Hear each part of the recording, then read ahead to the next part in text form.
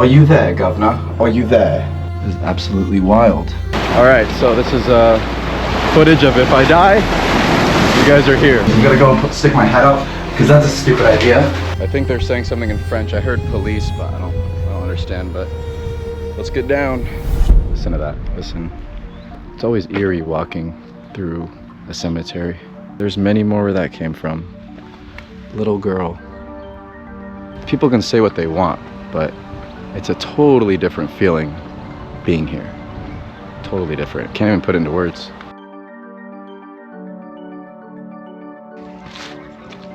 This is what the Germans did. Look at this.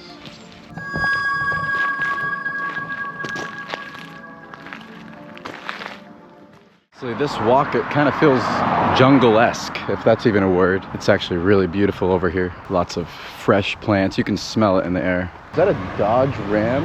Look at that Dodge Ram. Nice. Yeah. Dodge Ram in fucking France, dude.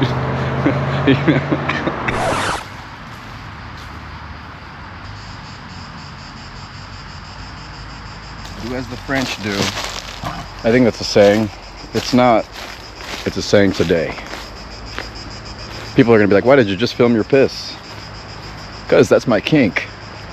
Now we can go to the demolished city, demolished by the Germans. Oradour-sur-Glane. This is gonna be a shift in content from really good vibes over there. Overall, thankfully, met those beautiful people. Now it's gonna be fairly opposite, heavier stuff. I'm actually pretty nervous, as well as excited in a way to see the deep history, especially because once you're in a location like that, you feel it. You can already tell, you feel it. Brace yourselves.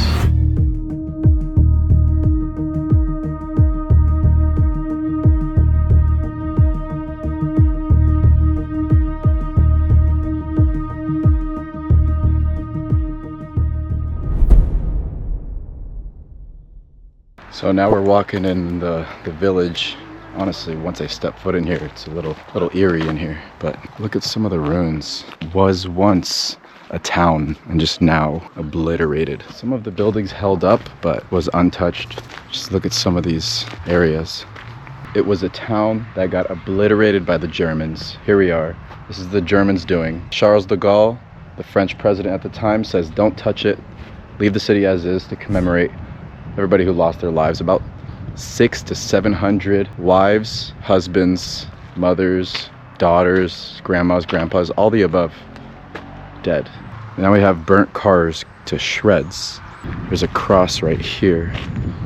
This all happened right before the Allied forces invaded Normandy, because the Germans were on their way up in a rush coming up to Normandy to help out because they heard of the invasion. But along the way they were really pissed because it wasn't going as planned and they were late. They took their frustration off on this random town, long story short. So at the time, the Germans were so angry because the French resistance kept taking their guys, killing them, imprisoning them. They didn't like the French at the time. So some speculate it was the wrong town they hit. Some speculate they just lashed out. They didn't really have higher ups that were watching. They didn't say to kill these poor French families, but all in all, they just did what they wanted out of anger. Look at this town. Look at this town. This is what anger does. You can make out the chimney right there. Some metal framing still messed up, burnt to shreds.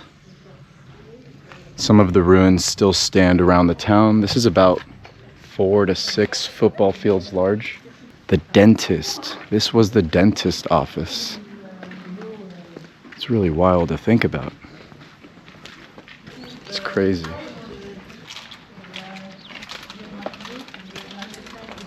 You see another messed up car burnt to shreds. You see a bicycle. It's a large town. Let's start from the left side and it goes all the way down there. All these ruins. This is the hairdresser. I just translated this. Coiffure. I'm probably pronouncing that wrong. This was like summer of 1944, around like 1 p.m. this happened. Broad daylight. Children still in school. A happy dandy day. And then the Germans They got into this town, blocked all the exits, rallied everyone up, brought them to a field, to the fairgrounds. I believe it's that direction. They brought them all along the fairgrounds and separated the women, children, and then the men. Put the men in smaller groups, to my understanding, so they don't retaliate in large numbers. Oh look, that's a bicycle. Right there. Yeah, people were trying to run away. They were gathering them. They said, hey, we're gonna check your documents. Just gave them the runaround. And then one thing led to another, started obliterating them. All the children and women ran into the chapel. We'll find that later. But they were hiding behind the altars. A couple people fled. I'll put the number on the screen of how many people actually got away. How many women, children, men actually got away. Wasn't many. About 650, give or take, died. This is the broker, a lone broker. You can see the radiator still standing. A bunch of radiators. This is what the Germans did. Look at this. Again, this town is like 8 football fields large. It's not small. It's definitely a village, but it is in shambles. So this tissu is a fabric making place. So I would assume to see some sewing machines. There you are. Didn't even see that before. A bigger sewing machine back there. When you use your foot, the pedal. This is pretty massive. I believe they use tanks. Well, I guess small arms fire wouldn't have done this. So whatever the Germans had to bring from the south to north in Normandy, they brought here for a pit stop. Oh yeah. Obliterated vehicle. Kind of surprised it's still holding up. Wouldn't say holding up. Bad verbiage. But it's there. It was popular around that time. Like a Model T, 1940s. So this one held up all right. Not too sure what this is. Aura, and then some letters, and then GE. I would say I'm surprised this held up after this long, but I'm not. Oh my gosh. Look at that building. The roof is completely gone, but honestly, structurally, it's up for the most part, I guess. The cabinet of doctors. Okay. So this one kind of held up okay. Look at the garage. Garage, not so much. The rest of the building, not horrible. But I think they restructured it with the wood. Let's check on this side. The garage is open. I'm pretty sure they restructured the tile. But yeah, it's not looking pretty. Listen to that. Listen. Absolute silence. Just hear some birds and that's it. But eerie and quiet. So after this war, like I was talking about earlier, Charles de Gaulle, the president at the time, he decided, you know what, keep this town. We're not going to rebuild this. None of this. Look at the ruins there, all around. We're not going to rebuild this. This is going to be a commemorative piece. Preserve this, but this is for the people who lost their lives, to remember them. But he made that statement, and now we can visit it to this day. These are the only ruins in France that has not been rebuilt because of Charles de Gaulle.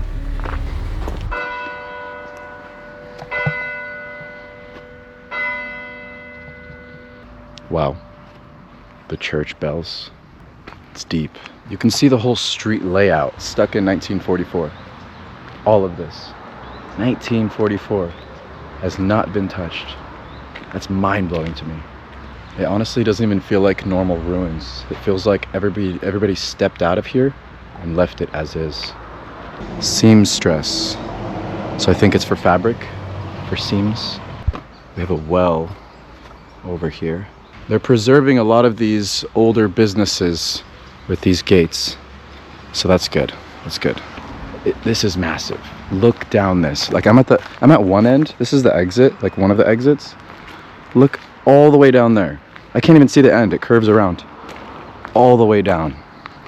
And some of the houses, Not this one. This is a business that they lined up. I know it's going to be graphic, but they lined up men, women, children. Mainly the men they lined up. It seemed like for the women it's spray and pray because the women and children ran away. But for the men, they lined them up in front of the houses. Shot them. So you can still see some of the bullet holes. I was reading about that on the houses itself. Thankfully, these areas are labeled, so we know what they once were.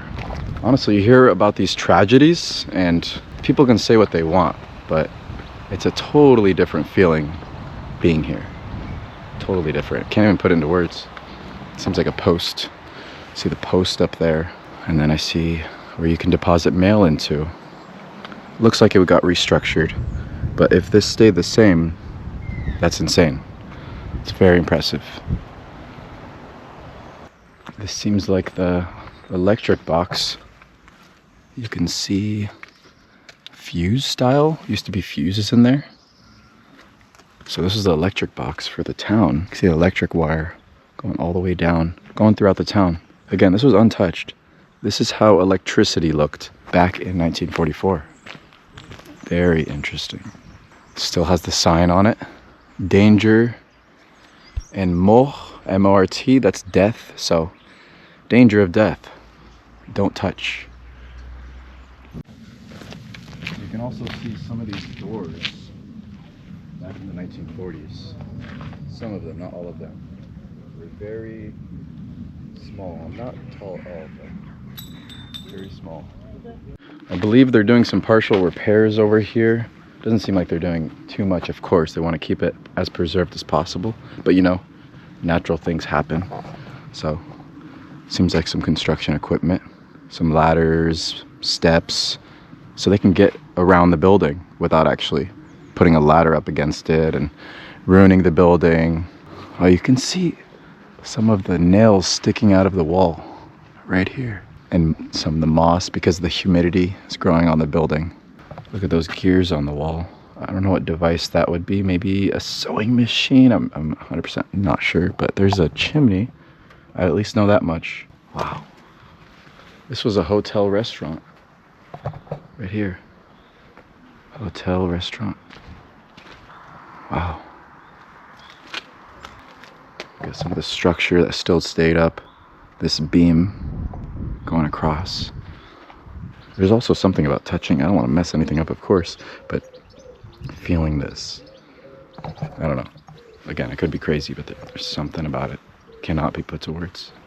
But another thing is the Germans, after they killed everyone, before they blew the city up, they went into these houses, went into the businesses, they essentially looted these places, find some good liquor, valuables, jewelry, you name it, looting, and then took it all, and then boom, now this is what you see.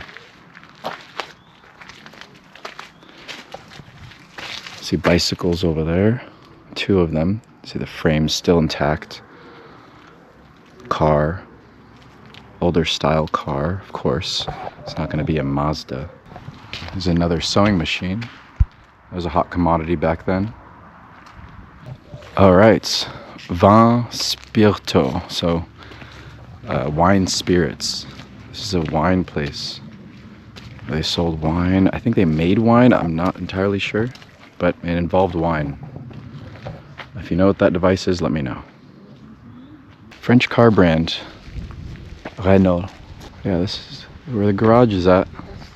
I got a car over here, and is that an engine? I can't see that far. Not an engine. It was a sewing machine. You see the sewing machine on top of it. Wow. So this is actually part of a petrol pump. Did they actually have pumps on the side of the road? I'm not too sure, but this is where they would pump their gas. Now there's strict guidelines on where a gas station can be, just in case of fires. But you can see in the back, can't really see too much, honestly. I think this is one of the hoses that goes underground. But for petrol, this one's a blacksmith. You see anvil anywhere, because the anvil will definitely stay intact. It's just this block of solid metal. Yeah, this town had hairdressers, barbers, blacksmiths, tailors, dentists, doctors, you name it. It was a little community, little village. All these people, they didn't get to see the next day, but thanks for the Germans. All right, we see another one here. This is for hardware. You can get your hardware here. Not too much left. I was reading about this car. This car belonged to the village doctor. I think this is the most intact car we've seen. Is it a buggy? Or no, it's not a buggy. So he was actually just coming home in his car, and he was the first one shot. The rest was history. Honestly, pretty crazy how, without the wheels on here, but how short these were back then. Up to chest height. So beyond that way is where the cemetery is. We're gonna keep moving on throughout the town, look at the other businesses, what else we can explore. But afterwards, we can make a walk through to the cemetery, even more eerie. God bless. I was even reading something like, of course, children died as well. Like, there was like a little grave for a 4-year-old little girl. Had her face on it. We're gonna see that later. Had her little face on it. So this is a crank well. Get the bucket down, bring it all the way down, bring the bucket up. You have a bucket of water, if I have to be precise. This looks like a house. The doors were very small. I have a kind of like a shed barn door style. This looks like a house. Either a house or a farm. We're exploring together. This is all news to me. You're seeing it in real time with me from my virgin eyes. Outrageous, look at that view over there.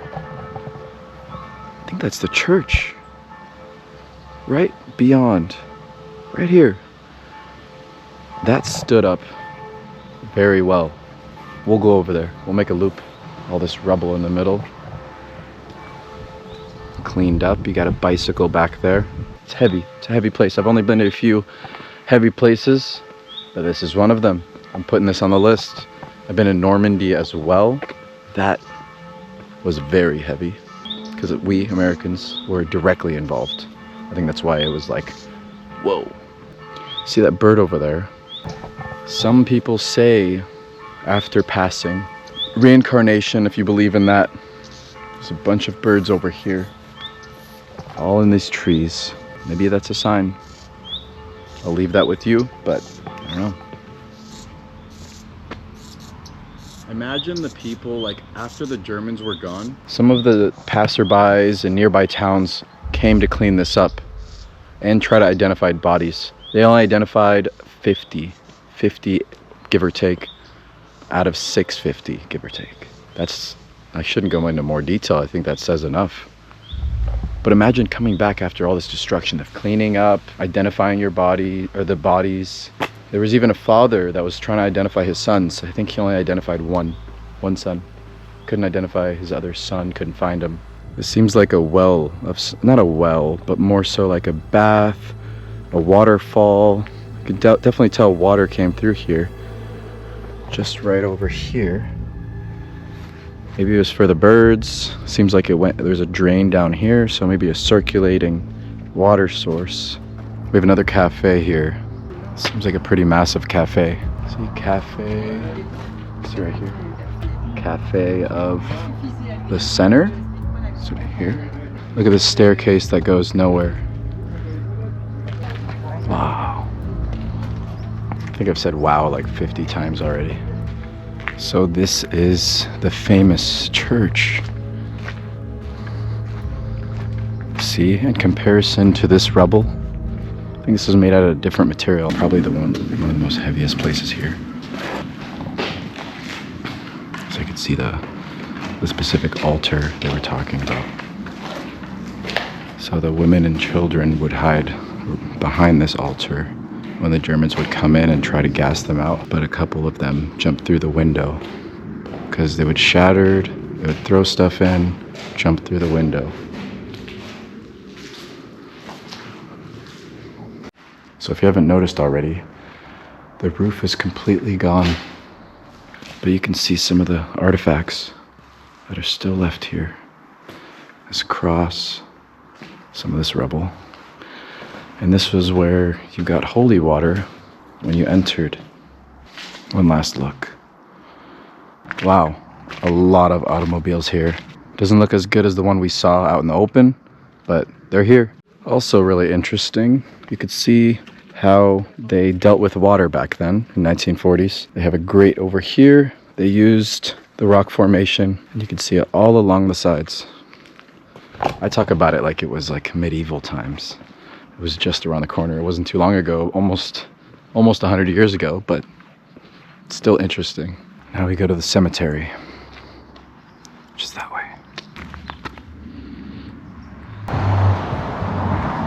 So now we're in the cemetery. These were fathers, mothers, brothers, sons, daughters. This was it. All this happened in just a couple hours. Now you have family tombstones. It's always eerie walking through a cemetery. It's saying not to climb the tombstone where the ashes of 643 deaths were found. June 1944. God, it's insane. The girl was 9, the son was 7. I believe an older sister was 24. There's many more where that came from. Little girl, beautiful family, 5 years old, 8 years old, 30, 67, 65. There's a lot more. And this is an ABC order. Tons and tons of names. It goes all the way down there. Just to put that in perspective, 643 lives. Just to go off the first column, I see already, okay, 1 years old, 16 years old, 12 years old, 6 years old, 7, 4, 9.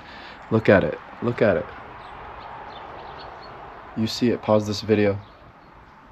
Just look at all those names, ages. Life is precious. You know, it's always taboo talking about death, blah, blah, blah. It's usually from natural causes. It's inevitable. But when something like this happens, it's a tragedy, of course. But you gotta address the elephant in the room. You gotta talk about it. Rest in peace, guys. Rest in peace. It's super heavy over here. As it should. As you can tell, there's more than 643 people on the cemetery.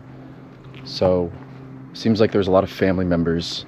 You can see some of the years. For example, Guy, 1933 to 2000. So it doesn't seem like he was part of this massacre, but he was buried with his family. I believe that's what it was. Like his family was a part of this, or maybe this is for everyone, not just the people who was massacred. I'll put a nice text on the screen to make sure you guys are well informed.